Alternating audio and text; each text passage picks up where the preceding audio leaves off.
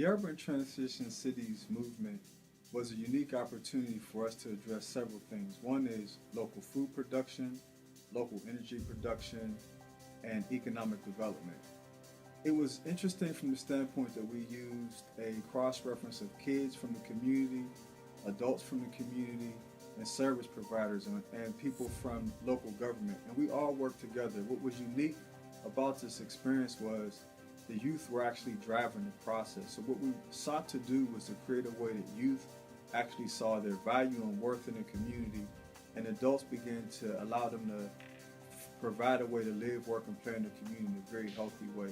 This intergenerational and cross-cultural activity also seeded the opportunity for other service sectors to see the value of using youth as a vehicle for change and why parents and community should all be engaged.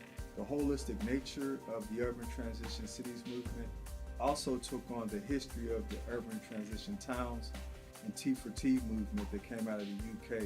So our ability to use transformational processes was critical, and using the youth as a catalytic process to that change dynamic was really the unique aspect of what we brought to the table.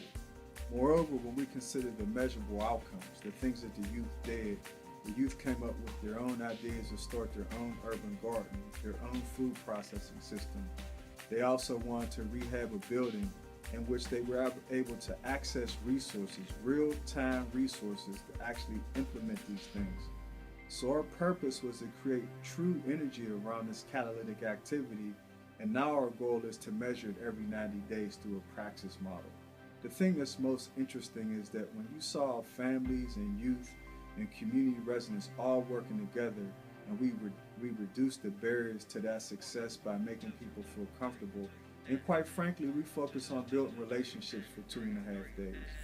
Once the essence of those relationships were built, you can see the collective genius in the room take place and really guide the process. So for me, the benefit of this exercise was that we planted the seed for what collective genius looks like, and it encouraged young people, adults, and change makers to be all involved in a process that everyone had a piece of.